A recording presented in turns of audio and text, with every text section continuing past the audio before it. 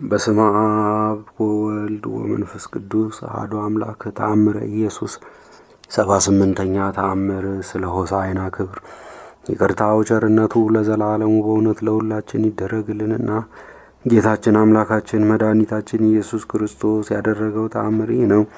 ጌታ ኢየሱስ ክርስቶስ ትእዛዙን ለደቀ መዛሙርቱ ነግሮ ከፈጸመ በኋላ ከደቀ መዛሙርቱ ሁለቱን ጠርቶ በፊታችሁ ወዳለው አገር ሂዱ፣ ከዚያም በሀገሪቱ በስተ ምዕራብ በኩል በሩ ወይም መስኮቱ ወደ ምስራቅ የሆነ ታላቅ የአዳራሽ ቤት ታገኛላችሁ። በዚያም በወይኑ ቦታ አህያ ከግልገሏ ጋር ታስራ ታገኛላችሁ። እሱም ማንም ያልተቀመጠበት ነው። ፈታችሁ አምጡልኝ።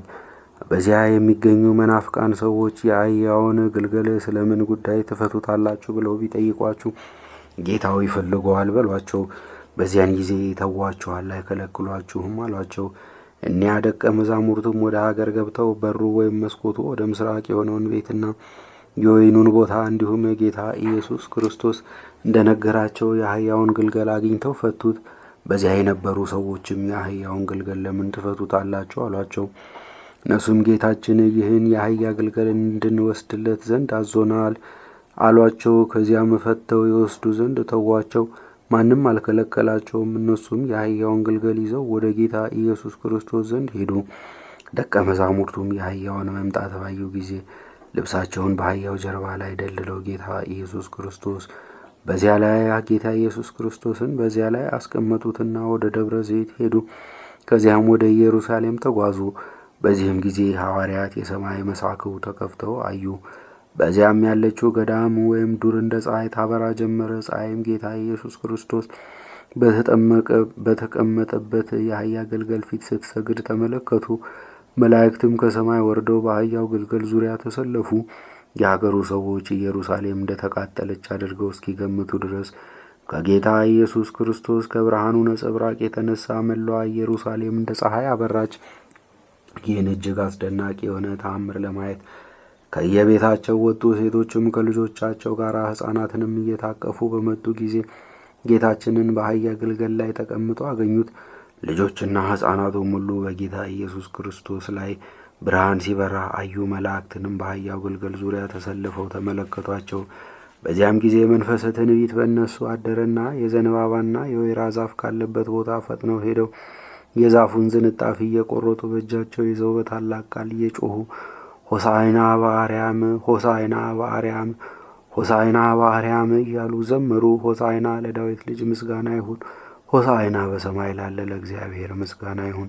ሆሳዕና በክበበ ትስብእት ወደ እኛ የመጣ ዳግመኛም በእግዚአብሔር ስም የሚመጣ ለእሱ ምስጋና ይሁን እያሉ አመሰገኑ። የሕፃናቱና የመላእክት የምስጋና ድምፅ አንድ ላይ ተደምሮ በመላ ኢየሩሳሌም ስላስተጋባ በዚያ የሚኖሩ ሁሉ ድንጋጤ ያዛቸው። የአይሁድ ሊቃውንትም የዚህን ታላቅ ድምፅ ጩኸት ሊረዱ በወጡ ጊዜ ታላቅ የጌትነት ምስጋና ሲመሰገን አዩ። ሕፃናትም ይህን የዮሴፍን ልጅ የምታመሰግኑበትን ምስጋና ማን ነው እሱ ያስተማራችሁ? ይህ አይነቱ ምስጋና ከእግዚአብሔር በተቀር ለሌላ አይገባምና ወይስ የመጣው ንጉሥ ማን ነው አሏቸው። ሕፃናቱም እናንተ ማስተዋል የተሳናችሁ ዕውራኖች መላእክት ሁሉ ለድንግል ማርያም ልጅ እንደሚሰግዱ አትመለከቱምን? ፀሐይስ በምድር ላይ እንዴት እንደምትሽከረከር አታዩምን? ይልቁንም የነቢዩ ዳዊት በትንቢት ከወጣት ልጆችና ከሕፃናትም ምስጋናን አዘጋጀ ያለውን አላነበባችሁምን? አሏቸው። የወይራውንና የዘንባባውን ዛፍ ተሸክማችሁ በፊቱ ትሰለፉ ዘንድ ማን አስተማራችሁ ወይም ማን አዘዛችሁ? አሏቸው። ሕፃናቱም ስለዚህ የቀንበጥ ዝንጣፊ ዳዊት በትንቢቱ አስተምሮናል አሏቸው። እናንተ ዕውራኖች እወቁ፣ ይህ በአህያ ግልገል ተቀምጦ የመጣው የእግዚአብሔር መሲህ ነው። ይኸው ተቀዳሚ ተከታይ የሌለው የእግዚአብሔር ልጅ ነው። ዛሬም እሱ እኛን ለማዳን የመጣ በሥጋ የድንግል ማርያም ልጅ ነው።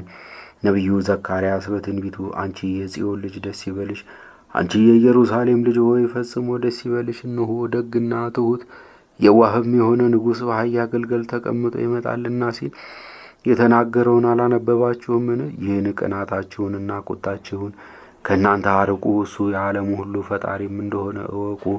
ይልቁንም ከኒህ ከታላላቅ ዛፎች ላይ የአይጹቅ ዝንጣፊ ቆርጣችሁ በመያዝ ከእኛና ከመላእክት ጋር አመስግኑት፣ ቃላችሁንም ከቃላችን ጋር አስተባብሮ አሏቸው። የአይሁድ ሊቃውንትም ሕፃናቱ ነገራቸውን እንዳልተቀበሏቸውና ቁጣቸውንም እንዳልፈሩ ይልቁንም ጌታ ኢየሱስ ክርስቶስን ከማመስገን እንዳላቋረጡ ባወቁ ጊዜ ፈጽመው ፈሩ። እርስ በራሳቸውም ወደዚህ ሰው ዘንድ እንሂድና ይህ ምስጋና ከእግዚአብሔር በተቀር ለሌላ እንደማይገባ እናስረዳውና ሕፃናት ዝም እንዲሉ ይዘዛቸው ተባብለው ተማከሩ።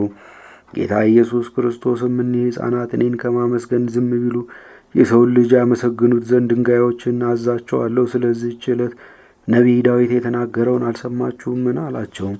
ጌታ ኢየሱስ ክርስቶስን ይህን በተናገረ ጊዜ ድንጋዮች በሰው አንደበት ሆሳዕና በሰማይ ላለ ለአምላካችን፣ ሆሳዕና በእግዚአብሔር ስም ለመጣ መድኃኒታችን ምስጋና ይሁን እያሉ ከደብረ ዘይት ተራራ ወደ ዮሳፍጥ በረሃ እየዘለሉና እየዘመሩ ደረሱ።